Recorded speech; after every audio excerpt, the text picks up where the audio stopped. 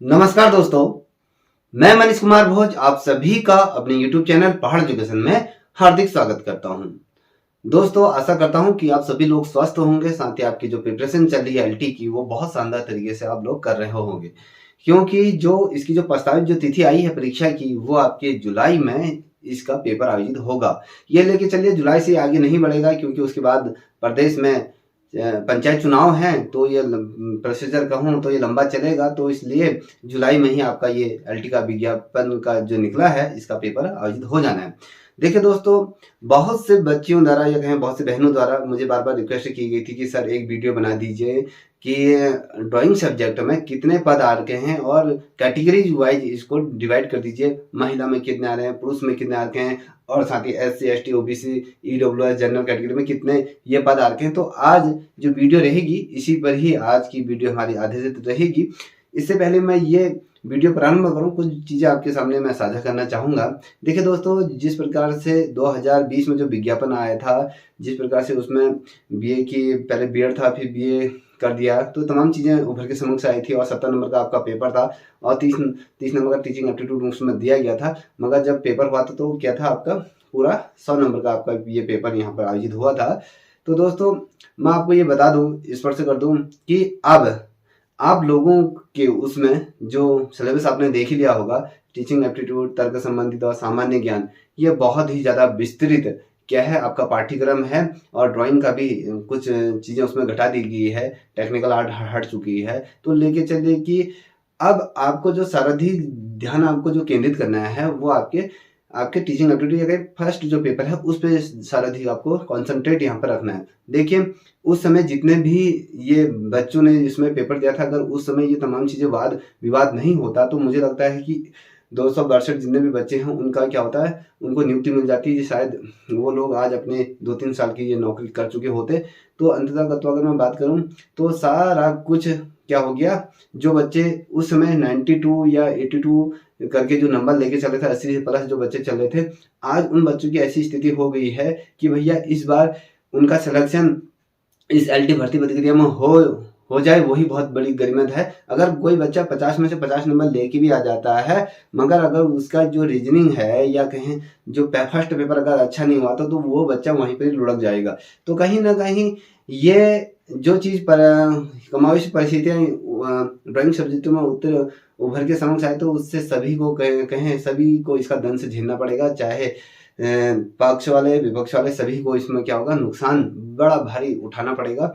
या तो इसमें 70 नंबर का आपका सब्जेक्ट होता तब भी ये कहा जा सकता था कि हाँ, जो ये तमाम लड़ाई लड़ी तो आप लोग उस लड़ाई को जीत चुके हो, मगर क्या करें 50-50 कर दिया गया है। तो अब उम्मीद ये है कि कोई बच्चा, मैं पहले ही कह रहा हूँ कि 50 नंबर भी लेके आते हो तो भी कोई फायदा नहीं है, जब तक आपका स्कोर यहाँ पर जो टीचिंग एप्टीट्यूड में अगर मैं बात करूँ यहाँ पर आपका 30 या फिर 30 प्लस ही अगर आपका स्कोर रहेगा तो ये सोच के चले तब आपका सिलेक्शन निश्चित रूप में हो जाएगा।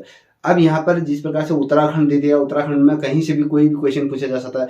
अगर मैं बात करूँ भारत का जो सामान्य ज्ञान या करंट अफेयर से भी दिया था, कहीं से भी आ जाता है। क्या इतना ब्रॉड सब्जेक्ट जो है, बहुत इतना विस्तृत सब्जेक्ट है, क्या आप लोग इतना उसका अध्ययन कर पाओगे? तो जितने भी बच्चे मेरे से फोन में संपर्क कर रहे हैं, सारे बच्चे घबराए हुए हैं। देखिए, जो कल एक बच्ची का फोन आया था 92 नंबर, वो इस बार थी, कह रहे 87 नंबर भी ऐसे बच्चे थे जिनका कहते सर अब हमें इस बार हमारा सिलेक्शन होगा नहीं होगा। वो बड़े ही दुखी थे, कहीं ना कहीं बहुत बुरा लगा कि ये चीज़ें होनी चाहिए।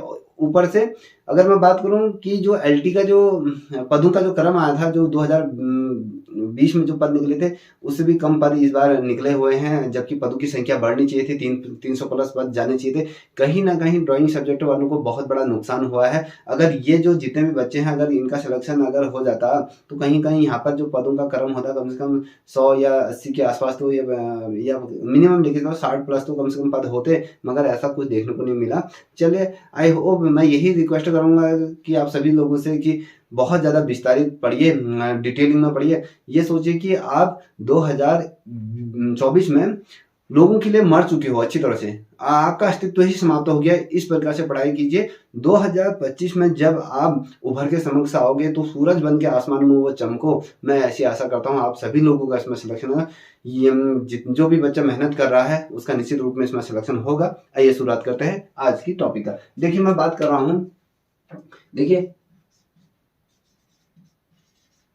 सहायक अध्यापक, अध्यापक कला, जो कला विषय की अगर हम बात करते हैं, कला की अगर बात करें तो इसमें पदों का श्रेणीवार विभाजन के बारे में बात करेंगे, विभाजन। ठीक है, इसमें देखेंगे कि कुल कितने पद आ रहे, श्रेणीवार हम देखेंगे। इसमें बहुत से बच्चों द्वारा कहा गया था, इसलिए ये वीडियो बनाना पड़ रहा है, अन्यथा पूर्व में मैंने एक वीडियो बनाई थी, आप लोगों को जो विज्ञप्ति आ रही है उसमें समझ में नहीं आ रहा है, तो कहीं ना कहीं ये कोशिश है कि इसको समझाने की। ठीक है, चलिए इसमें देखिए, अगर मैं बात करूं कुमाऊं और गढ़वाल मंडल को मैं बाद में समझाऊंगा, पहले मैं ये बता देता हूं कुल कितने पद आ रहे हैं। ठीक है, हम बात करेंगे सामान्य शाखा की बात करते हैं। सामान्य शाखा में कुल कितने पद आ रहे हैं, पहले ये देखिए। फिर इसमें महिला शाखा की भी हम करें, सामान्य शाखा के अंदर का महिलाओं के कितने पद आ रहे हैं, इसको भी थोड़ा सा समझने की कोशिश करेंगे। ठीक है, सामान्य शाखा की अगर मैं बात करूं, पहले यहाँ पे लिख देता हूं SC कैटेगरी, वहां पर आपकी ST, ठीक है, वहां पर आपको मैं बता दूं OBC और EWS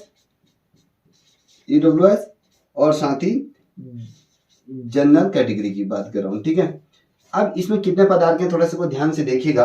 अगर मैं बात करूं जो कुल पद जो आए हैं, इसमें जो यहाँ पर सामान्य शाखा में इसमें पुरुष और महिला दोनों को यहाँ पर निकाल रहा हूँ। यहाँ पर अगर बात करूं, यहाँ पर कुल, यहाँ पर लिख देता हूं, ये है आपके पुरुषों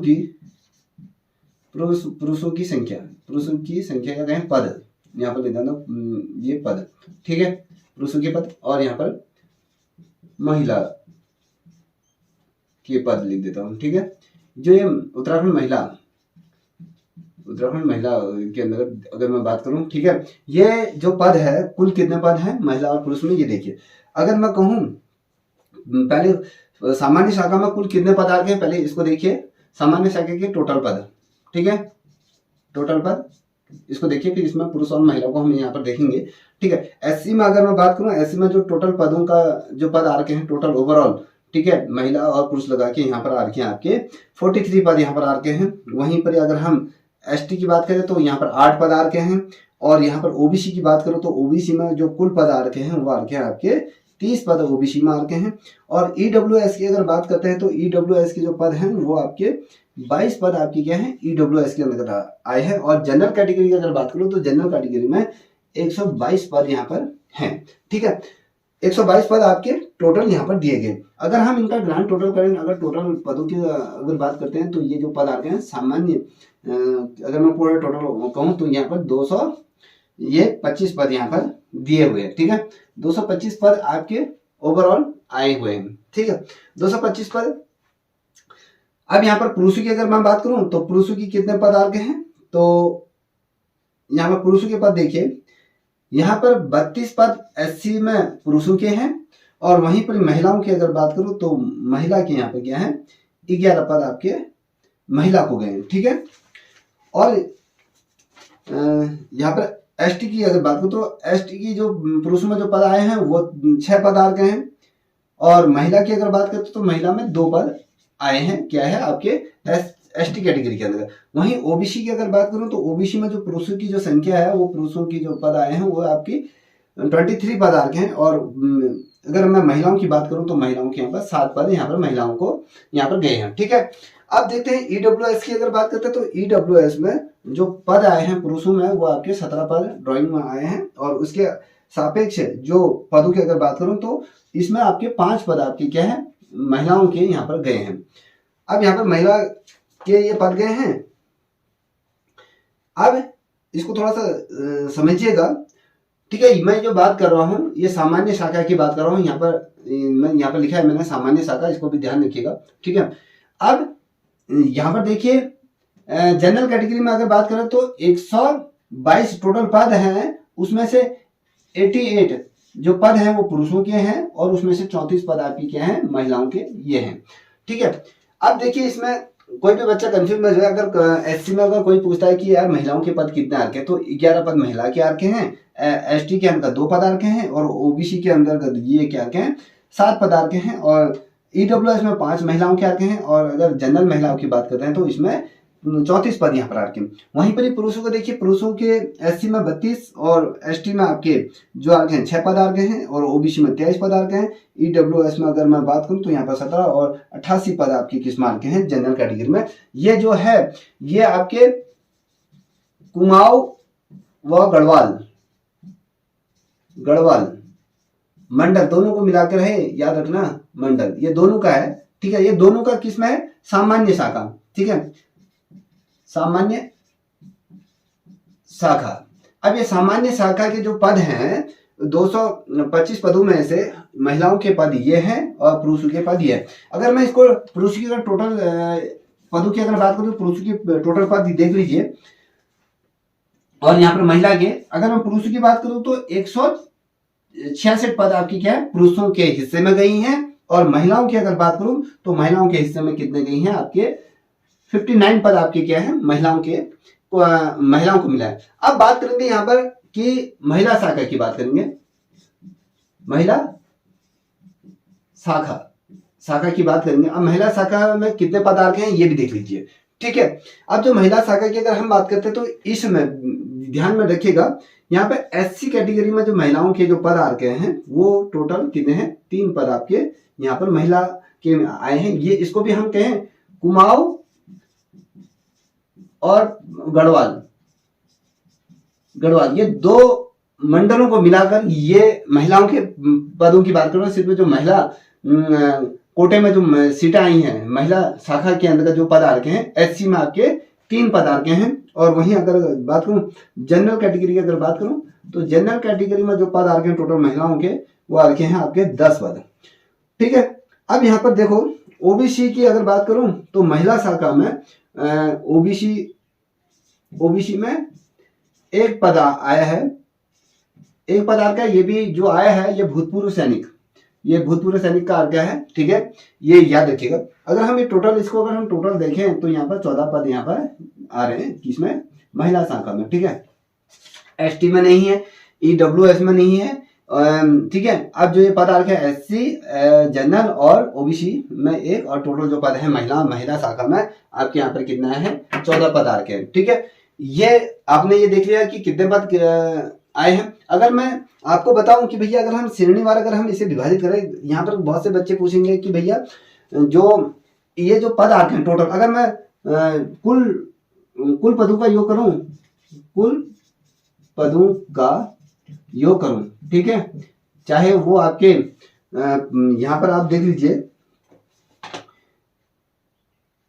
यहाँ पर आप जो ये 166 पद आपके पुरुषों के, ये पुरुषों के हैं, ये पुरुष लिख देता हूं, ठीक है। यहाँ पर 59 पद आपके किसके हैं, यहाँ पर महिला, ठीक है। ये 2 चीजें हैं, ये सामान्य ये शाखा के है। वहीं अगर हम बात करें जो 14 पद जो आर के हैं वो आपके किसके आर के हैं, ये आपके महिला शाखा में आर के हैं, ठीक है। ये महिलाओं के पद है, महिला शाखा, ठीक है। ये उत्तराखंड महिला है, वो ये महिला शाखा। अगर हम टोटल पदों की अगर बात करते हैं, ये जो टोटल पद आए हैं ये आपके आए हैं 239 पद यहाँ पर क्या दिए गए हैं, ये दिए गए, ठीक है।